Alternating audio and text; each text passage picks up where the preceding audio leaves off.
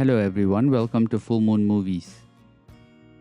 The Mandalorian Season 3 is perhaps the most divisive season in the series so far, not because it lacked action or scale, but because it redefines what the show is really about. If Season 1 and 2 centered on the lone gunslinger Din Djarin and his bond with Grogu, Season 3 takes a sharp turn and explores something much broader, the fate of Mandalore itself. Now let's start with the positives. Visually, this season is as strong as ever. The production quality is cinematic, with sweeping landscapes, sleek dogfights in space, and intricate creature designs. The volume stagecraft technology continues to impress, and there's no doubt that Mandalorian still leads the pack when it comes to TV-level Star Wars world building. The action is also well-paced and satisfying, whether it's armored Mandalorians jetpacking into battle or dueling for leadership with the Dark Saber. There's no shortage of adrenaline-fueled sequences. We also get standout episodes like the pirate siege on Navarro and the eerie exploration of Mandalore, now desolate and mythic. But where the season begins to stumble is when it shifts focus. While the show is called The Mandalorian and Din Djarin still plays a significant role, the real protagonist this season turns out to be Bo-Katan Kryze.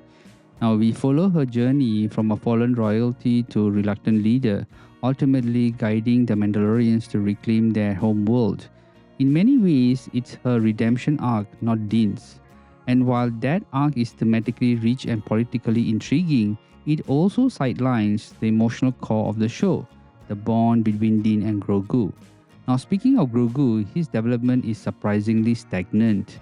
Despite being back with Din after the events of the Book of Boba Fett, his presence feels more like a cute sidekick again rather than a character undergoing a meaningful growth. Now there's a charming moment when he's placed inside IG-12 and starts pushing buttons to say yes or no, which is actually hilarious at first, but it reduces him into a meme rather than an evolving character. Fans who expected Grogu to take further steps in his Jedi Mandalorian path may feel underwhelmed. The middle of the season also suffers from a few filler episodes. For instance, the Coruscant side plot involving former Imperial scientists feels a bit like it belongs to Andor rather than the Mandalorian. It also slows down the pace and disconnects from the central narrative.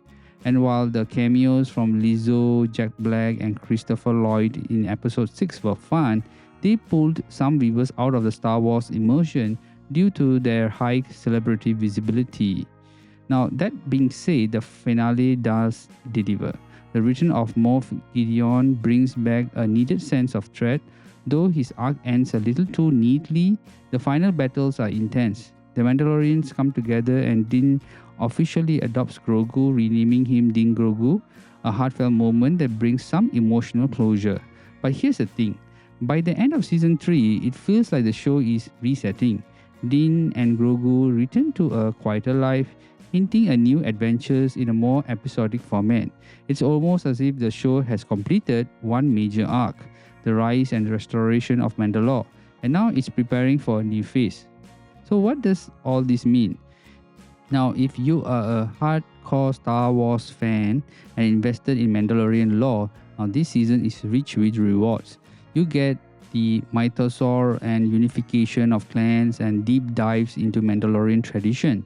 But if you come for the tight father-son dynamic between Din and Grogu, you may feel a bit shortchanged.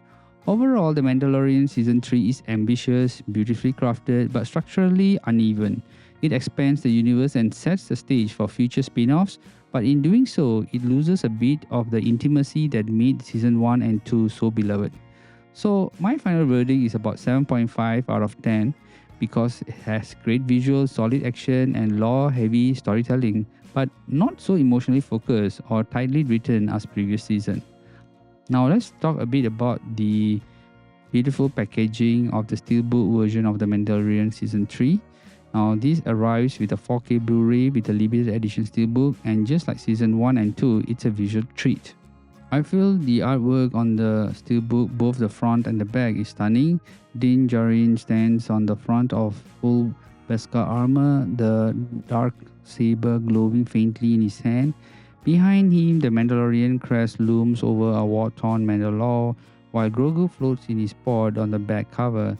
Now, the inner art shows Bo-Katan leading a fight of Mandalorians through smoke and fire, cinematic, rich, and perfectly themed. So, what we have inside is 4K Ultra HD plus Blu-ray and a digital code, a collectible concept art card, and yes, exclusive bonus features. Now, this includes the behind the scenes footage, cast interviews, VFX breakdowns, and a deeper look at Mandalorian lore and culture. Now, this season is a must watch.